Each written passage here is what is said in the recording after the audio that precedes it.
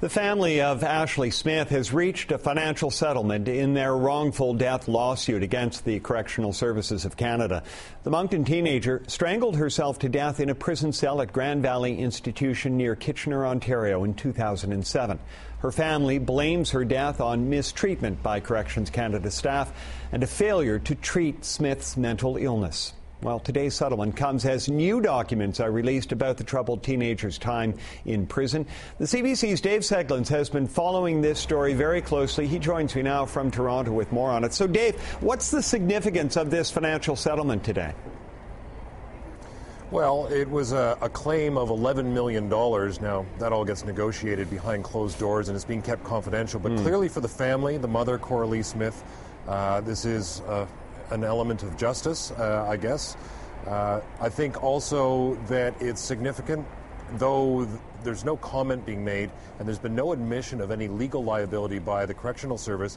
I think Corrections is making a settlement, and I think it's fair for us to assume that in some way is a bit of an acknowledgement that things did not go properly in this case. And furthermore, I think it's significant for kind of a negative reason from a public watchdog point of view, in that there won't be a civil trial. This lawsuit won't go to court, and so it will restrict what we ever really learn about what was going on in full detail. We won't have the lawsuit to help us learn more. Now, there is a coroner's inquest still to come. We'll talk about that in a second, but first I want to ask you about the new documents that are now in the public domain. What do we learn from those documents?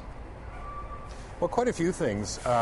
First of all, we got a really stark picture of Ashley and how troubling an inmate she was. There's psychiatric reports, the diagnosis as a personality disorder. She was violent, aggressive, kicking, fighting guards often, and the degree to which she was kept in isolation, on suicide watch, in a gown often, the really desperate circumstances, and the whole conundrum for corrections staff on how to treat her, how to just contain her, number one.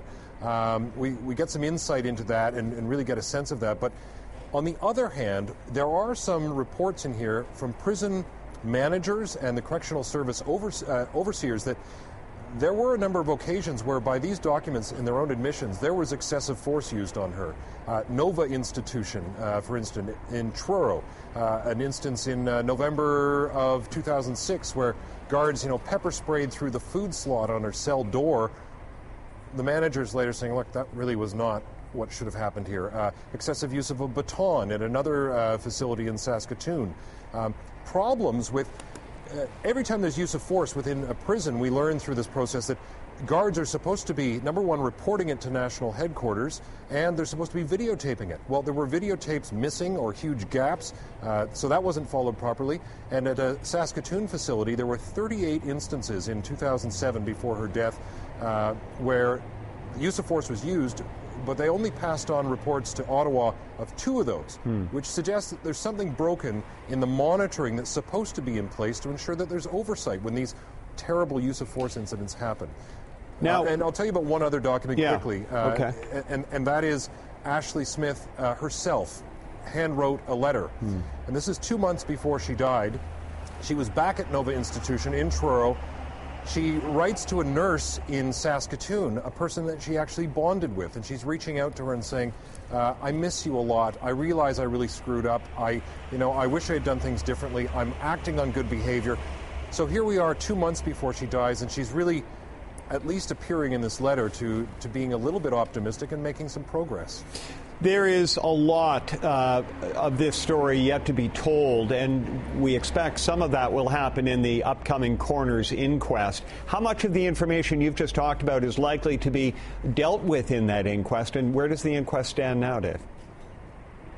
Well, the inquest is slated to begin in about 2 weeks, but we've seen it put off a number of times. These documents are actually part of the coroner's confidential brief. So we're not getting through the inquest. There's been a court challenge as to how wide and how broad. The family's fighting the coroner, wanting far more materials brought in, and it's through that court fight and an appeal to a higher court that we're getting a glimpse of these documents. But there is still question, How far and how wide will the coroner actually go? And, for instance, a very controversial set of videos about her time at Joliet Prison 3 months before she died. That's in Quebec, where she was forcibly injected with antipsychotic drugs. There are videotapes of that incident. The family wants them put on the record. The coroner has so far said no. So there are big questions as to how much and how much detail for an inquest expected to, right now, be 6 to 8 months in length. An important case with broad implications, and I know you'll continue to follow it. Dave, thank you very much for your insight today. You're welcome. The CBC's Dave Seglins. I spoke with him from Toronto.